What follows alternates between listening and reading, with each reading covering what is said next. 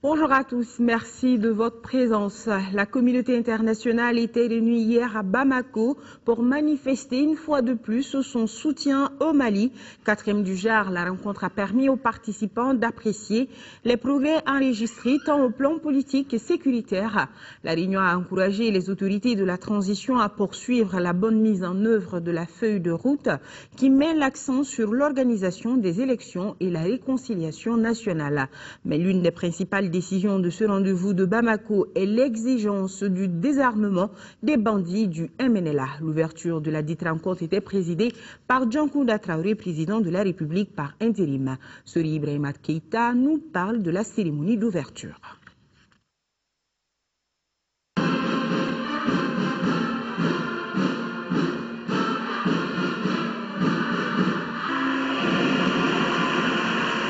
Nous sommes aujourd'hui ici pour célébrer la renaissance du Mali éternel.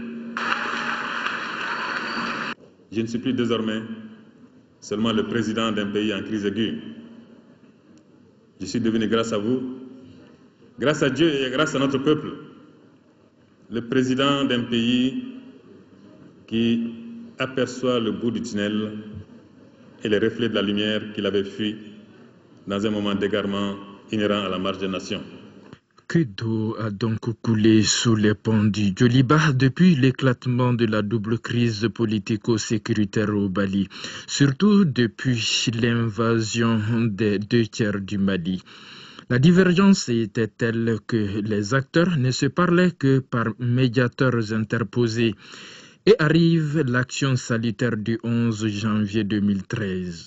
Suite alors un dégel sur le terrain militaire accompagné des initiatives de Ouaga à Bruxelles en passant par Addis, Abidjan, Abuja entre autres. Au regard de ce parcours très positif, la rencontre d'aujourd'hui devra faire le point de la mise en œuvre de la MISMA, des contributions financières, de la situation humanitaire ainsi que du processus de préparation des élections prévues au mois de juillet. Aujourd'hui, à l'heure du bilan, force est de constater que les avancées sont fort remarquables et traduisent de façon éloquente la volonté politique des autorités de la transition de mettre en œuvre les décisions de la 42e session ordinaire de la conférence des chefs d'État et de gouvernement de la CEDEAO, ainsi que les recommandations de la 3e réunion de notre groupe de contact et de suivi à Bruxelles. Un autre rendez-vous pointe à l'horizon. Il s'agit de la rencontre prévue en mai à Bruxelles. Elle devrait nous permettre de consacrer la sortie de crise et de jeter les bases d'un Mali nouveau, vivant en paix avec lui-même. Aujourd'hui, les terroristes sont certes à genoux, en débandade. Mais l'autre défi à relever reste la sécurisation des zones libérées.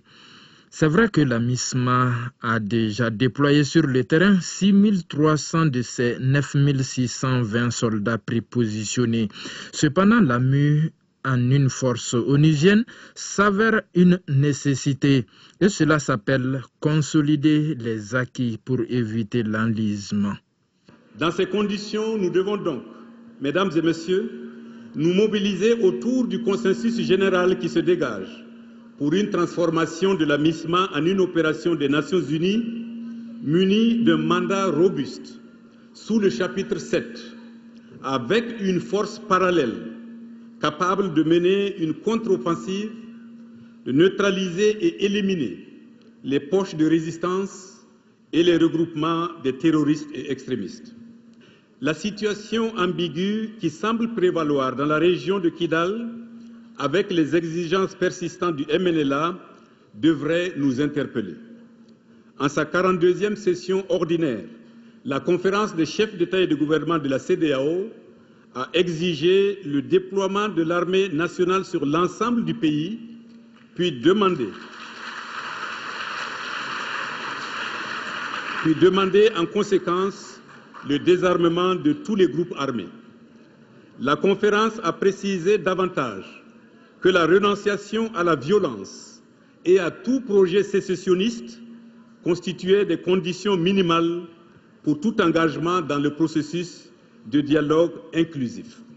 La stratégie intégrée des Nations Unies pour le Sahel est en cours de finalisation et nous espérons qu'elle servira d'utile pour s'attaquer à certaines des causes du conflit au Mali et dans le Sahel. Le Mali est presque entièrement libéré, il doit être sécurisé, il doit retrouver sa stabilité. Pendant cette transition, nous ferons avec votre aide à tous, tout ce que nous pourrons pour que la situation redevienne normale et le plus rapidement possible. Nous savons que pour certains aspects, ce sera un processus long et que c'est un régime élu qui refera du Mali le pays tranquille et solide qu'il était. D'ores et déjà, il convient cependant de relever que l'action de la communauté internationale a permis à l'armée malienne de se remobiliser, de gagner en confiance et de monter en capacité pour remplir sa mission de gardien de l'intégrité nationale. Mais au-delà de la crise actuelle, il nous faudra aussi bâtir une armée plus républicaine, mieux adaptée aux défis sécuritaires d'un type nouveau. Le Mali aura besoin de tous ses fils, a ajouté Dioncounda Traoré, qui martèle que son gouvernement demeurera intransigeant sur les cas de violations éventuelles des droits de l'homme. Pour le dialogue inclusif, le Mali multi-ethnique et racial n'aura pas d'autre choix. Parole présidentielle. Et la commission dialogue et réconciliation devra largement y contribuer. Ibrahima Traoré reviendra sur les conclusions des travaux dans notre grande édition de ce soir. L'état d'urgence prorogé jusqu'au 6 juin, l'Assemblée nationale vient d'approuver sa prolongation à l'unanimité des 129 députés présents. Les élus de la nation ont aussi débattu de questions sécuritaires avec le ministre délégué chargé de la décentralisation et de l'aménagement du territoire. Le point avec Moïse Traoré. L'état d'urgence est prolongé jusqu'au 6 juin. Les élus de la nation approuvent le projet de loi de prorogation par 129 voix pour, 0 contre et 0 abstention. Les recommandations de l'Assemblée nationale sont conformes à la loi relative à l'état de siège et à l'état d'urgence de la Constitution du 25 février 1992. Prendre toutes les mesures nécessaires pour préserver l'ordre public et la tranquillité des populations dans le cadre de l'état d'urgence. Mettre en œuvre ces mesures avec toute la rigueur nécessaire tout en veillant à éviter les abus éventuels. Organiser une vaste campagne d'information et de sensibilisation des populations. Plus particulièrement, l'Assemblée nationale demande au gouvernement de veiller à mettre fin aux abus constatés à l'intérieur du pays perpétrés par les autorités policières, militaires et judiciaires. L'ouverture de la campagne électorale est prévue le 16 juin 2013. Il n'y a pas d'impact sur la campagne. S'agissant maintenant des activités pré-campagne, la loi n'en fait pas cas et on pense que c'est la responsabilité de chaque acteur politique d'aller vers ses militants et dans les conditions qui ne perturbent pas effectivement l'état d'urgence. La situation sécuritaire tant en milieu rural qu'en ville préoccupe les élus et le gouvernement. Le contrôle, ce n'est pas seulement ceux qui portent la tenue ou bien qui ont des armes.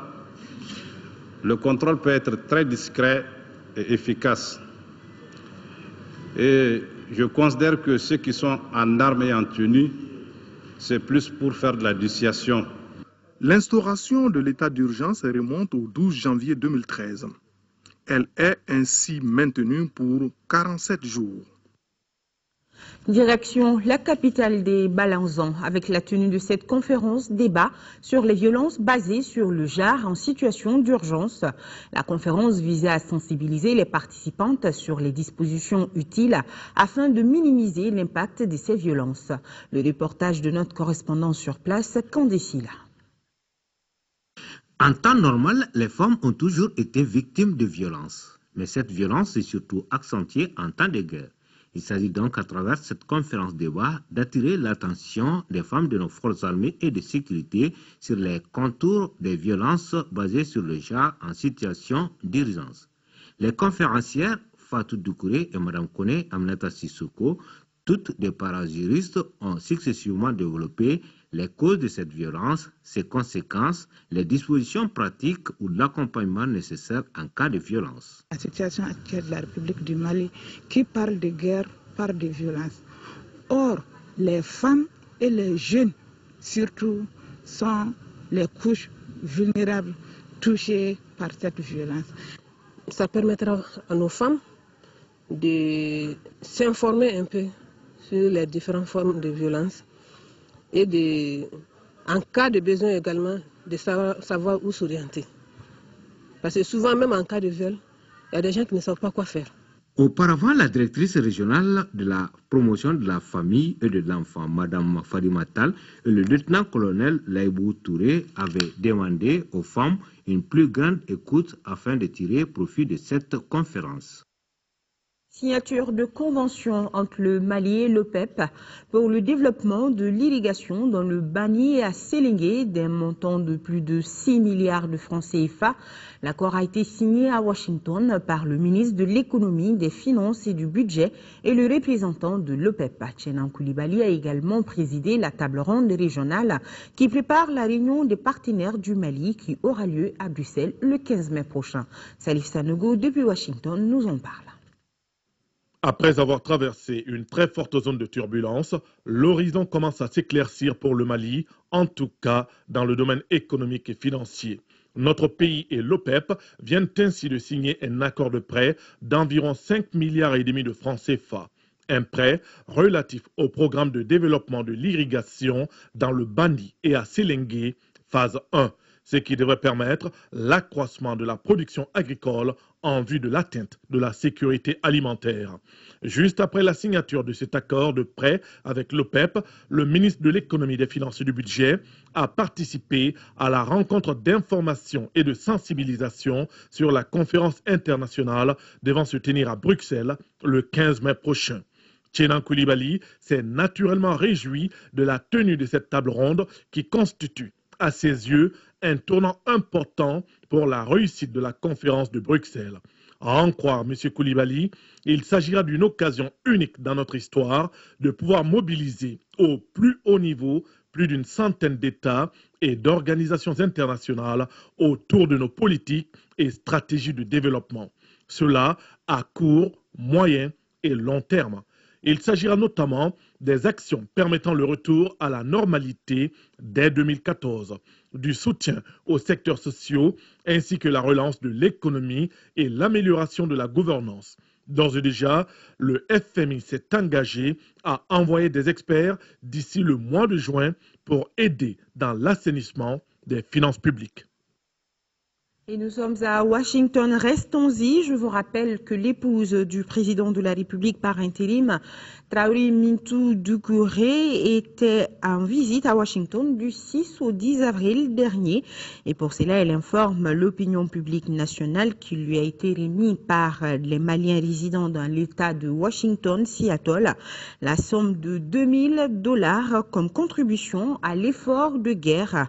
Madame Traoré profite de l'occasion pour remercier tous les heureux donateurs et exhorte tous les Maliens à soutenir nos forces de défense et de sécurité dans la reconquête totale de nos territoires.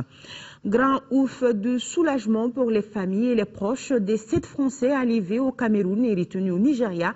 Libres, ils le sont depuis hier matin, sains et saufs aussi le chef de la diplomatie française.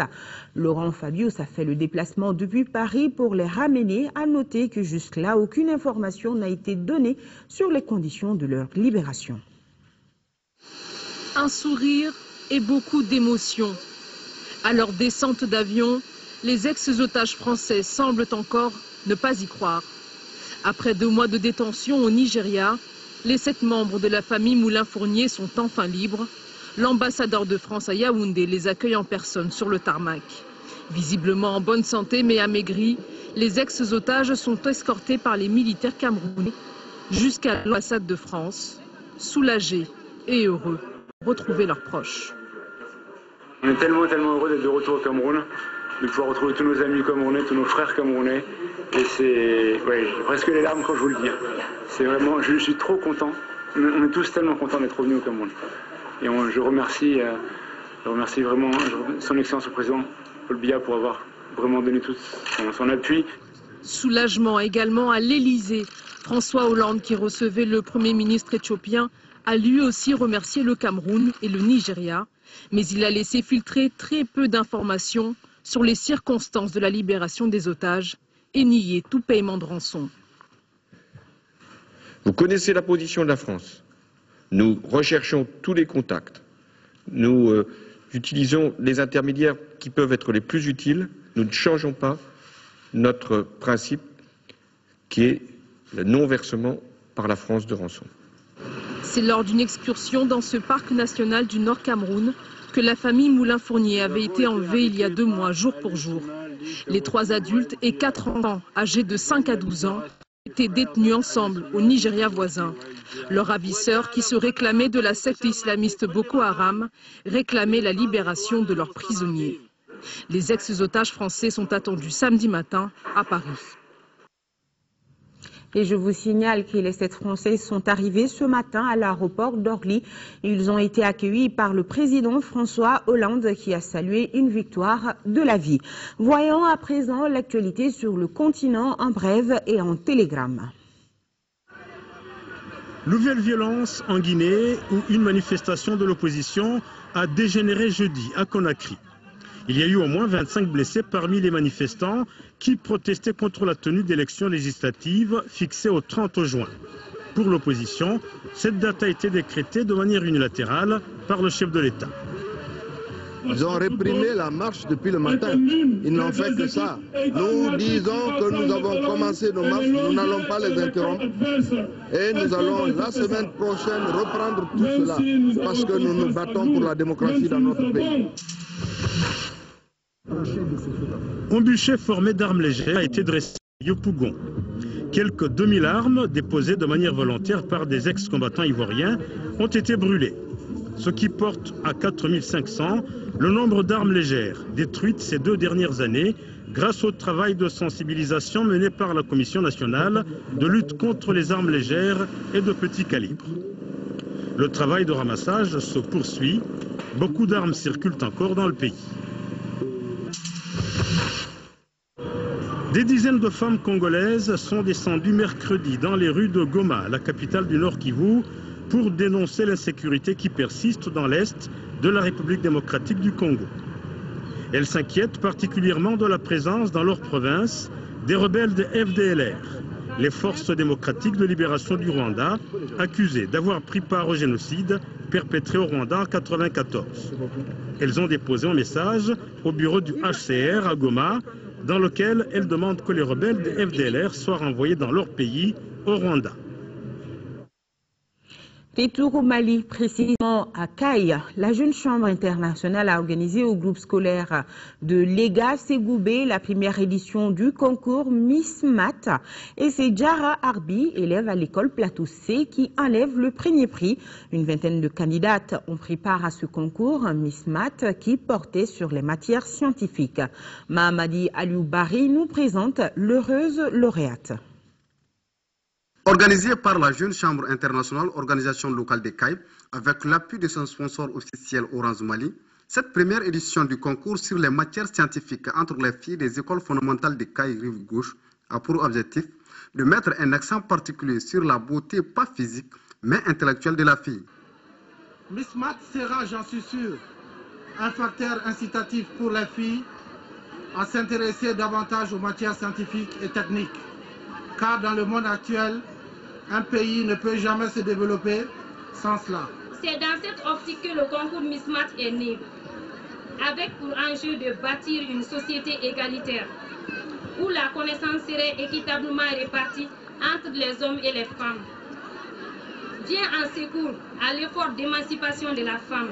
À travers ce concours Miss Mat, la Jeune Chambre internationale des CAI veut montrer le rôle combien important de la femme dans notre société.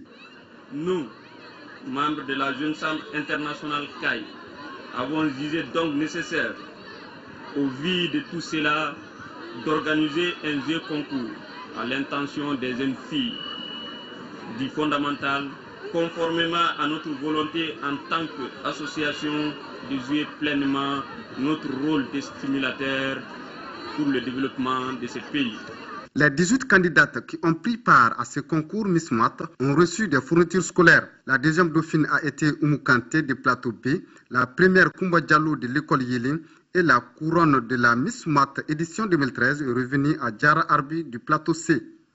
Signalons que le prix de ce concours a été dédié à un des membres fondateurs de la Jeune Chambre internationale organisation locale de CAI, Feu Idrissa Kanté. Voilà, après le tel exercice pour les neurones, rien de plus bon que de la musique qui adoucit les mœurs, surtout quand c'est enseigné par une star internationale. Tenez-vous bien, notre diva nationale, Fantani Touré, exporte la musique malienne avec des cours dispensés aux tout petits. Découvrons ensemble. Mélanger musique classique et chant malien, c'est le pari un peu fou de Baro Baroque. Baro, cela veut dire causerie en langue bambara. Ce concert est né d'une rencontre entre Ophélie Gaillard, une violoncelliste française passionnée de musique baroque, et la chanteuse malienne Fantani Touré. Moi, mon souhait a toujours été vraiment le brassage de culture, de voir ce que l'autre fait et pour inspirer, pour comparer un peu les deux, pour mélanger un peu les deux. Autour des artistes, il y a une soixantaine d'enfants d'Aubervilliers, beaucoup sans aucune éducation musicale. Fantani, une fois, vous, 15 fois, la musique, 15 fois. Pendant 3 mois, via des ateliers hebdomadaires, ces petits choristes ont appris à chanter en français et en bambara. J'ai bien aimé et en plus ça nous apprend à chanter le malien. Et puis après, ça nous apprend à faire de la musique, à connaître des autres gens. J'apprends le bambara, j'apprends les cultures maliennes et j'aime bien Fantani. Vraiment, c'était difficile pour eux parce que la langue que je parle, il y a la plupart, même les enfants d'origine malienne, ils ne parlent pas bambara. Donc c'était difficile.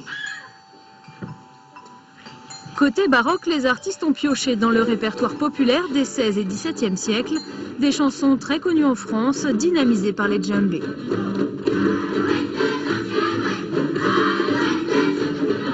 A priori très différents, les deux univers, baroque et malien, se mêlent à merveille. Il y a beaucoup de choses qui nous réunissent. Il y a la vocalité, le chant, même si ce n'est pas la même façon de projeter la voix. Et il y a le rythme surtout. Et le rythme, en fait, on s'est rendu compte, quand on a creusé ce travail, qu'on avait des rythmes communs, on avait des basses, c'est-à-dire des lignes de chant qui étaient communes aussi, et qui étaient là dans la musique. Il n'y avait rien à... Enfin, il fallait juste la faire parler. Fantani Touré y tenait, le concert se termine par sa chanson Awo, un appel à la paix, une pensée pour son pays, le Mali. Voilà, merci à Fantani, des artistes en herbe. Rendez-vous dans quelques années. Pourquoi pas, ce journal est terminé.